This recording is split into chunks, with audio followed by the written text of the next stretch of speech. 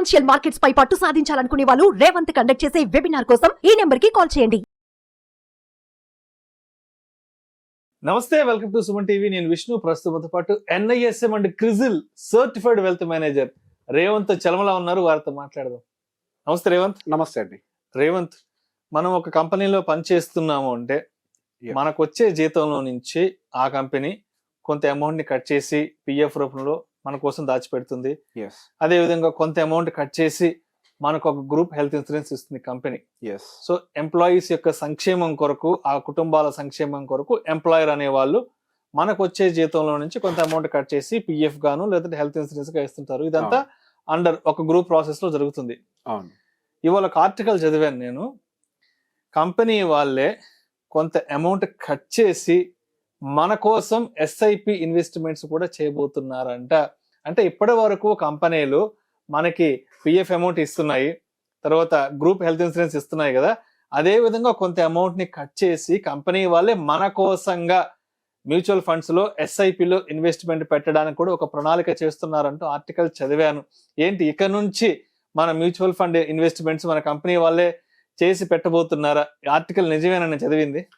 So SEBI కొత్త guide lines తో వచ్చినప్పుడు ఈ గ్రూప్ SIP అనే ఒక ప్రాసెస్ ని తీసుకొని వచ్చారు. కొంతమంది దాన్ని కార్పొరేట్ SIP అని అంటున్నారు. సో ఇప్పటి వరకు ఇన్సూరెన్స్లు, PFలు ఇవంతా మనకు ఐడియా ఉంది. సో ఇప్పటి వరకు మన ఇండియాలో ట్రెడిషనల్ ఇన్వెస్ట్మెంట్ మెథడ్స్ మాత్రమే ఉన్నాయి. ఉద్యోగస్తులకి జీతం కట్ అయిన తర్వాత మిగతా శాలరీ మాత్రమే అకౌంట్ లో క్రెడిట్ అవుతుంది.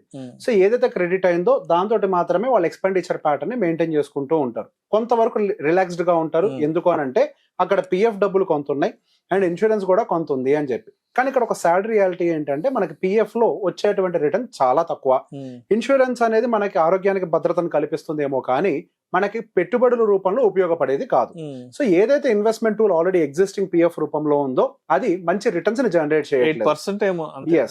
సో మార్కెట్ లో మన ఇండియా గ్రో అవుతుందని మాట్లాడుకుంటున్నాము అండ్ ఇండియాతో పాటుగా మనం కూడా గ్రో అవ్వాలి అని అంటే దానికి ఈక్వలెంట్ గా మనం ఏదైతే మార్కెట్ లో ట్రెండింగ్ ఉందో దాంట్లో ఉన్నటువంటి ఇన్వెస్ట్మెంట్ టూల్స్ మనం పిక్ చేయాలి.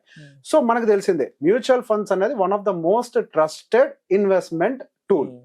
మనకి PF గానీ, NPS గానీ, బ్యాంక్స్ గానీ ఎలా అయితే నమ్మకంగా పెట్టుబడులు పెడుతున్నామో అంతే నమ్మకంగా హై రెగ్యులేషన్స్ తోటి ఉన్న ఒక ఇన్వెస్ట్మెంట్ బాడీ ఏదైనా ఉంది అని అంటే అది mutual funds related SEBI body అనేది మానిటర్ చేస్తూ ఉంది. సో ఇప్పుడు మనకి ఈ గ్రూప్ SIP అనేది యాజ్ ఆఫ్ నో మనం అన్ని AMCలు ఓపెన్ చేయలేదు, కానీ మోస్ట్ ఆఫ్ ద AMCs, కొన్ని టాప్ AMCs అయితే కొన్ని అయితే ఓపెన్ చేశాయి. సో బేసిక్ గా ఇది ఏంటి అని అంటే కంపల్షన్ కాదు. అంటే ఒక ఎంప్లాయీ PF కట్ అయినట్టుగా, ఇన్సూరెన్స్ గా కట్ అయినట్టుగా కంపల్సరీ SIP కి కట్ అవ్వాల్సిన అవసరం లేదు. కానీ సో బేసిక్ గా ఒకవేళ మీ ఎంప్లాయర్ గనక మీకు SIP మేము కట్ చేయడానికి వెసులుబాటు కల్పిస్తే ఓకే అని అంటే వీళ్ళు కూడా ఓకే అని అంటే ఎవరెవరైతే ఓకే అన్నారో వాళ్ళ వరకు ఒక లిస్ట్ ను తయారు చేసి AMCకి అప్పచెప్పడం జరుగుతుంది. ఓకే, సో బేసిక్ గా వాళ్ళకి కూడా ఒక మంచి ఆన్లైన్ మాడ్యూల్ లేకపోతే ఒక ఫిజికల్ ఫార్మాట్ మాడ్యూల్ ఏదో ఒకటి ఉంటుంది. సో బేసిక్ గా ఎంప్లాయీస్ అనే వాళ్ళు కంపెనీలోకి వస్తూ ఉంటారు, పోతూ ఉంటారు. వచ్చి పోయిన ప్రతిసారి మనకి PF అకౌంట్ ఎలా అయితే వాళ్ళు దాన్ని మెన్షన్ చేస్తూ ఉంటారో, ఇన్సూరెన్స్ రిలేటెడ్ ఎట్లా మెన్షన్ చేస్తారో, in the same way mutual funds కి సంబంధించి కూడా ఏదన్నా కొత్త ఎంప్లాయీ వచ్చినా ఆ ఎంప్లాయీని వాళ్ళు ఆన్బోర్డ్ చేయొచ్చు. ఏదో ఒక ఎంప్లాయీ బయటికి వెళ్ళినా ఆ ఎంప్లాయీని ఆఫ్లోడ్ చేసేయచ్చు ఆ ప్యాకేజ్ లో నుంచి. అదే విధంగా ఎంత అమౌంట్ డెబిట్ చేయాలి అంటానికి కూడా వాళ్ళకి ఒక ఆటోమేటిక్ గా ఒక రిపోర్ట్ జనరేట్ చేసి కంపెనీ వాళ్ళకి పంపిస్తూ ఉంటారు.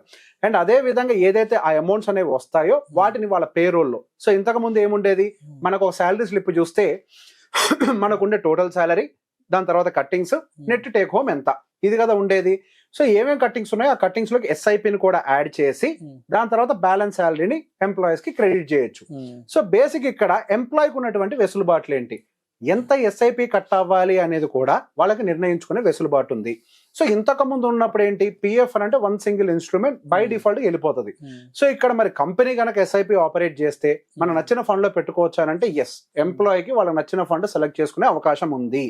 ఆ కంపెనీ ఏ AMC తోటి అయితే టైఅప్ అవుతుందో ఆ AMC పర్టికులర్ గా IIMC లో ఉన్నటువంటి కొన్ని ఫండ్స్, అన్ని ఫండ్స్ అందుబాటులో ఉండవు, మెజారిటీ ఆఫ్ ద ఫండ్స్ అయితే అందుబాటులో ఉంటాయి. ఆ majority of the funds list లో నుంచి మీ ఫైనాన్షియల్ ప్లానింగ్ అనుకూలంగా మీ రిస్క్ ని దృష్టిలో పెట్టుకొని మీకు నచ్చిన ఫండ్ సెలెక్ట్ చేసుకునే వెసులుబాటు ఇక్కడ ఉంది.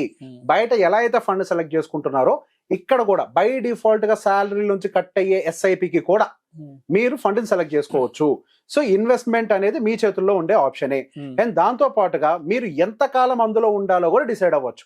సో మీ డ్యూరేషన్ ఏంటి, 5 ఏళ్ళ, 10 ఏళ్ళ, 15 ఏళ్ళ, సో డ్యూరేషన్ కూడా మీ చేతుల్లోనే ఉంటుంది. సో హవెవర్ మనకి మ్యూచువల్ ఫండ్స్ అన్ని కూడా మీ పాన్ కార్డ్ తోటి లింక్ అయి ఉంటాయి కాబట్టి మీరు కంపెనీ చేంజ్ అయినా కానీ మీకు ఎటువంటి సమస్యలు లేవు. మీరు బయటికి వెళ్ళిన తర్వాత కూడా ఆ ఫోలియో నెంబర్ అనేది మీకే క్రియేట్ అయి ఉంటుంది. సో సహజంగా మనకి గ్రూప్ ఇన్సూరెన్స్ తీసుకున్నప్పుడు బయటికి వెళ్ళిపోతే ఆ ఇన్సూరెన్స్ బయటకు వస్తాం కదా, ఇక్కడ కూడా మన ఎస్ఐపి నుంచి బయటకు వస్తామంటే అలా కాదు. మనకి పెన్షన్ స్కీమ్ ఒకసారి బయటకు వచ్చినా మన ఫండ్స్ అందులోనే ఉంటాయి కదా, కంపెనీ మారినా మన ఫండ్స్ అయితే అవే కదా. In the same way me funds మీకే ఉంటాయి, మీ ఫోలియో నెంబర్ మీకు మాత్రమే క్రియేట్ అయి ఉంటుంది. మీరు ఎక్కడి నుంచైనా దాన్ని యాక్సెస్ చేసుకునే వెసులుబాటు మీకు ఉంది. So when compare to a traditional method, ఈ న్యూ ఇన్వెస్ట్మెంట్ సాలరీలో డిడక్ట్ అయ్యి వచ్చేటువంటి ఈ న్యూ మెథడ్ ఇండియాలో ఉన్నటువంటి ప్రజలు అంటే ఎంప్లాయీస్ ఎంతమంది అయితే ఉన్నారో వాళ్ళు నా చేతికి వస్తే డబ్బులు మిగలవు, అదేదో కట్ అయ్యి వస్తాయని బెటర్ అనుకుంటాం చాలా మంది, అట్లీస్ట్ కొద్దిగానే సేవింగ్స్ ఉంటాయని. సో వాళ్ళు ఈ మెథడ్ ని ఆప్ చేయడానికి కూడా అవకాశం ఉంది. యాజ్ ఆఫ్ నౌ ఇంతవరకు కార్పొరేట్ కంపెనీస్ దీన్ని ఇంప్లిమెంట్ చేయలేదు. ఎందుకనంటే ఇది వచ్చిందే కొత్తగా, వెరీ రీసెంట్ గా లాంచ్ అయింది. సో ఇక్కడ అసలు ఎవరెవరి అడ్వాంటేజ్ తీసుకోవచ్చు, ఏ సైజ్ కంపెనీలు చేయొచ్చు, ఓన్లీ కార్పొరేట్ కంపెనీలా అంటే కాదు, ప్రైవేట్ లిమిటెడ్ అనే కాకుండా పార్ట్నర్షిప్ ఫర్మ్స్ కూడా వాళ్ళకు ఉన్నటువంటి ఎంప్లాయీ సైజుని బట్టి వాళ్ళు ఆ కంపెనీ ఓనరు ప్లస్ ఆ ఏఎంసీకి మధ్యలో ఒక అగ్రిమెంట్ జరుగుతుంది, ఆ అగ్రిమెంట్ ని బేస్ చేసుకొని ఈ పాలసీని ఇంప్లిమెంట్ చేయొచ్చు.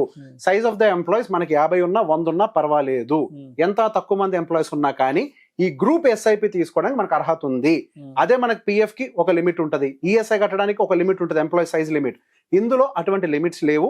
మీ దగ్గర మీ ఎంప్లాయీస్ కి మీరు మంచి చేయాలని కోరుకుంటే, మీ ఎంప్లాయీస్ కి ఒక మంచి ఇన్వెస్ట్మెంట్ ఆపర్చునిటీ క్రియేట్ చేయాలనుకుంటే, చాలా మంది భారతదేశంలో ప్రజలకు ఇంకా ఎస్ఐపిస్ మీద మ్యూచువల్ ఫండ్స్ మీద అవగాహన లేదు కాబట్టి మీరు అవగాహన కల్పించి వాళ్ళ జీతంలో నుంచే వాళ్ళ ఇంట్రెస్ట్ మేరకు ఎస్ఐపిస్ కనుక పే చేయగలిగితే మంచి ఇన్వెస్ట్మెంట్స్ అనేవి బిల్డ్ అవుతాయి. దీనివల్ల కంపెనీస్ మీద కూడా మంచి రెప్యుటేషన్ బిల్డ్ అవుతూ ఉంటది, కంపెనీ మీద వాళ్ళ ఎంప్లాయీస్ కి మంచి లాయల్టీ బిల్డ్ అవుతూ ఉంటది. So this is how actual ఒక మంచి ఇన్వెస్ట్మెంట్ ప్రాజెక్ట్ ఈ రోజు మనకి గ్రూప్ ఇన్వెస్ట్మెంట్ గా రావడం మంచి విషయం. ఇప్పటిదాకా ఇండివిజువల్ గా ఉంది, ఇక మీదట గ్రూప్ గా అందుబాటులోకి వచ్చింది. సో మొత్తానికి ఇక రాబోయే రోజుల్లో మ్యూచువల్ ఫండ్ ఇన్వెస్ట్మెంట్ లో ఒక కొత్త రెవల్యూషన్ ని, ఒక విప్లవాత్మక చేంజెస్ ని, డెవలప్మెంట్స్ ని చూడబోతున్నాం.